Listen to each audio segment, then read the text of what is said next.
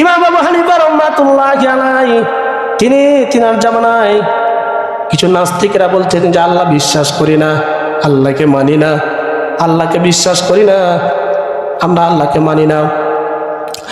ওই সময় কিছু আলেমদেরকে বলল তারা ইহুদিরা যে আমরা 5টা প্রশ্ন করব, তোমরা যদি 5টা প্রশ্নের উত্তর দিতে পারো তাহলে আমরা সকলে লাইন ধরে মুসলমান হয়ে যাব।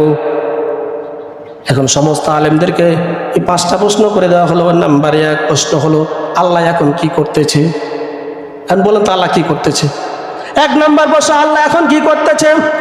নাম্বার 2 আল্লাহ যে আছেন কিভাবে বুঝবো। নাম্বার 3 আল্লাহর আগে কে ছিল, আল্লাহর আগে কে ছিল। নাম্বার 4 আল্লাহ পৃথিবীর সব দিকে একসঙ্গে কিভাবে দেখেন, পৃথিবীতে একদিকে একসঙ্গে কিভাবে তাকান চারদিকে দেখেন। নাম্বার 5 হলো মুসলমানদের নবীকে আল্লাহ রাব্বুল আলামিন আসমানের কোন দরজা দিয়ে মিরাজ করাইছিলেন। আচ্ছা বলেন তো 5টা প্রশ্ন কি সহজ? অত্যন্ত কঠিন। এই প্রশ্নের আলেমদেরকে যখন ছুড়ে দেওয়া হলো, ওই সময় আলেমরা কেউ পারলো না 5টা প্রশ্নের উত্তর দিতে পারলো না। ওই সময় আমাদের ইমাম আবু হানিফা রাহমাতুল্লাহি আলাইহির বয়স মাত্র 13 বছর বয়স। কত বছর বলেন তো? 13 বছর বয়স। এখনো দাড়িও বাড়ায়নি, মোচও বাড়াই নাই। 13 বছর বয়স ইমাম আবু হানিফা রাহমাতুল্লাহি আলাইহির কানে 5টা প্রশ্ন চলে গেল।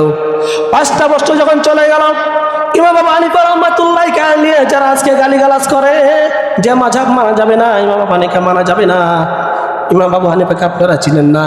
ইমাম আবু হানিফা রাহমাতুল্লাহি আলাইহির বাপের নাম হচ্ছে সাবেত। তিনি হচ্ছে সাহাবী। সাবেত রাদিয়াল্লাহু তাআলা আনহু। সাহাবী কাকে বলা হয়? যিনি রাসূল সাল্লাল্লাহু আলাইহি ওয়াসাল্লামকে ডাইরেক্ট দেখেছেন, সাহাবী। সাহাবীর ছিলেন তারা, তাবী ছিলেন আমাদের আবু হানিফা রাহমাতুল্লাহি আলাইহি। 13 বছর বয়সে যখন 5টা প্রশ্ন কানে চলে আসলো, বিশাল বড় একটা আয়োজন করেছে, মাহফিল করেছে। সে মাহফিলে উপস্থিত জনগণ বললেন যে এই 5টা প্রশ্নের উত্তর আমি দিয়ে দেব, আপনি যদি আমাকে সুযোগ দেন, আমি ছোট মানুষ কিন্তু আমি 5টা প্রশ্নের উত্তরও দিয়ে দেব। এ ছোট ছেলেটা কি জবাব দিবি? আলেমরা দেখে আছে, এই ছোট বাচ্চাটা কি জবাব, আমরা এত বড় আলেম দিতে পারলাম না, কোরআন হাদিসে কোনো খুঁজে ফেলে দিলাম, কোনটা পাইলাম না, এবার কিভাবে জবাব দিবে? ইমাম আবু হানিফা রাহমাতুল্লাহি আলাইহি আস্তে আস্তে ধীরে ধীরে স্টেজের কাছে যখন গেলেন, স্টেজের কাছে যাওয়ার পরে বললেন যে কে প্রশ্ন করবে আমাকে, প্রশ্ন কে করবে? তখন তাদের মধ্যে বলল একজন যে আমি প্রশ্ন করব। প্রশ্নকারী কিন্তু যে প্রশ্ন করবে সে চেয়ারে বসে আছে। বললেন আপনি প্রশ্ন করবেন আর আমি উত্তর দিব। তাহলে আপনি ছাত্র হচ্ছেন, আমি উস্তাদ হচ্ছি, সুতরাং ছাত্র নিচে থাকবে, উস্তাদ চেয়ারে থাকবে, ঠিক না?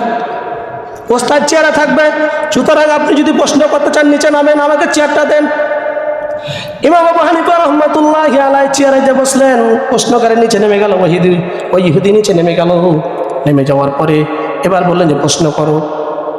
1 নাম্বার প্রশ্ন করলো যে এখন আল্লাহ কি করতেছে বলেন, এখন আল্লাহ কি করতেছে বা কি করলো, কি কাজটা করলো? ইমাম আবু হানিফা রাহমাতুল্লাহি আলাইহি বললেন যে আল্লাহ রাব্বুল আলামিন এই মুহূর্তে তোমার মতো বেকুবকে কান ধরে চেয়ার থেকে নামিয়ে, তোমার মতো বেকুবকে কান ধরে চেয়ার থেকে নামিয়ে আমি আবু হানিফাকে চেয়ারে বসায় দিলেন। জোরে বলেন সুবহানাল্লাহ। তোমার মতো বেকুবকে কান ধরে নামিয়ে আমাকে চেয়ারে বসে দিলে, এই কাজটা আল্লাহ এখন করলো। 1 নাম্বার প্রশ্নের জবাব দিয়ে দিলেন। নাম্বার 2 হলো আল্লাহর আগে কে ছিল? ইমাম আবু হানিফা রাহমাতুল্লাহি আলাইহি বললেন যে আল্লাহর আগে কে ছিল? এই প্রশ্নের জবাব দেওয়ার আগে তোমাদের মধ্যে অঙ্ক কে পারে, ম্যাথামেটিক্স কে বেশি বুঝে, এদিকে অঙ্ক কে পারে সেদিকে আসো। এদিকে ডাকা হলো, বলছে প্রতিদিন গুণ 1 2 3 4 5 6 7 8 9 10। আজকে উল্টা মনে গুনবে 10 9 8 7 6 5 2, এভাবে গুনতে থাকো, উল্টা মানে গুনতে থাকো।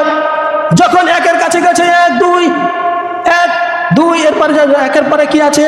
1-এর আগে কিছু আছে কি? বলছে না, 1-এর আগে কিছু নাই, আমার আল্লাহর আগে কিছু নাই। 1-এর আগে কিছু আছে? নাই, তো আমার আল্লাহর আগে কিছু নাই। 2 নম্বর প্রশ্ন জবাব দিয়ে দিল, আল্লাহর আগে কিছু আছে কি? কেউ আছে কি? আমার বন্ধুগণ, আমার ভাইরা, নাম্বার 3 নম্বর প্রশ্ন বললে আল্লাহ যে আছে কিভাবে বুঝবো? বলছে আল্লাহ যে আসবে, এবারে এদিকে আসেন, আপনি আগে আসেন।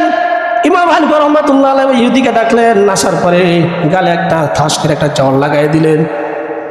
বলছে আমি প্রশ্নের উত্তর দিয়ে দিলাম। ইহুদি বলছে কীভাবে প্রশ্নের উত্তর দিলে? আমি যে তোমাকে মেরেছি এর প্রমাণ কি? তুমি কি দেখতে পেয়েছো মেরেছি? মেরেছে কিন্তু দেখা যায় না, কোনো কি নাই, চিহ্ন নাই, কিন্তু অনুভব করতে পারি যে মেরেছে। আমার আল্লাহকে দেখা যায় না, অনুভব করে বিশ্বাস করতে হয়। যেটা বলেন সুবহানাল্লাহ। আমার আল্লাহকে দেখা যায় না, না দেখে বিশ্বাস করতে হয়, অনুভব করে বিশ্বাস করতে হয়। 3 নম্বর প্রশ্নের উত্তর দিয়ে দিল। এরপরে 4 নম্বর প্রশ্ন করলো যে আল্লাহ পৃথিবীর সব জায়গায় একসঙ্গে কিভাবে দেখেন। ইমাম আবু হানিফা রাহমাতুল্লাহ আলাইহি বলেন যে এটা বোঝার জন্য একটা ঘর নিয়ে যেতে হবে, ঘরে নিয়ে চলো। ইমাম আবু হানিফা রাহমাতুল্লাহ আলাইহি ঘরে নিয়ে গেলেন। যাওয়ার পরে বলে একটা প্রদীপ জ্বালাও, একটা বাতি জ্বালাও। জ্বালার পরে বললো দেখো তো এই প্রদীপের চোখটা কোন দিকে আছে। ওই ইহুদি বলল ঘরের চতুর্দিকে আছে। এ প্রদীপের চোখটা ঘরের চতুর্দিকে আছে, চতুর্দিকে আছে। ইমাম আবু হানিফা রাহমাতুল্লাহ আলাইহি বললেন যে দেখো আমার আল্লাহ রাব্বুল আলামিনের চোখ চতুর্দিকে আছে। জোরে বলেন সুবহানাল্লাহ। সংক্ষেপে উত্তর দিয়ে যাচ্ছে আমার বন্ধুগণ। 5 নম্বর হলো মুসলমানদের নবীকে মুহাম্মদ সাল্লাল্লাহু আলাইহি ওয়াসাল্লামকে আল্লাহ আকাশের কোন দরজা দিয়ে মেরাজ করাইছিলেন, এটা বলতে হবে। আবু হানিফা রাহমাতুল্লাহ আলাইহি বলেন এটা বলার জন্য একটা ডিম নিয়ে আসতে হবে। একটা ডিম নিয়ে আসো। ডিম আছে না নাই? এটা ডিম নিয়ে আসো। ডিম নিয়ে আসা হলো। বলেন তো এই ডিমের মধ্যে কি আছে? কিছু বাচ্চা আছে। বলেন তো বাচ্চাটা কোন দরজা দিয়ে বের হবে? সে বললো যে বাচ্চাটার কোন দরজা দিয়ে বের হবে? দরজা তো নাই, যেখান থেকে ইচ্ছে সেখান থেকে বের হবে। ইমাম আবু হানিফা রাহমাতুল্লাহ আলাইহি বললেন যে আমার আল্লাহ রাব্বুল আলামিন তিনার নবীকে, তিনার বন্ধুকে আসমানের কোন দরজা নিয়ে গেছে না, আল্লাহ রাব্বুল আলামিন তিনার বন্ধুকে যেভাবে ইচ্ছা আসমান ফাটিয়ে নিয়ে গেছে, কোন দরজা দিয়ে নিয়ে যায় না। জোরে বলেন সুবহানাল্লাহ। তিনার হাবিবকে তিনার বাড়িতে নিয়ে যাবে, এটা কোন দরজা না, ইচ্ছা করলে তিনি আসমান ফাটিয়ে নিয়ে যেতে পারে। 5টা প্রশ্নের উত্তর দিয়ে দিলেন। ইনি ছিলেন ইমাম আবু হানিফা রাহমাতুল্লাহ আলাইহি, একজন সাহাবীর ছেলে, তাবি। আর এনাকে নিয়ে আজকে আমাদের বাংলাদেশে ইমাম আবু হানিফাকে গালি দেওয়া হয়। এই জন্য আমার বন্ধুগণ, আমার ভাইরা, আল্লাহ রাব্বুল আলামিন আমাদেরকে সকলকে এই কথাগুলো আমরা যেন আমল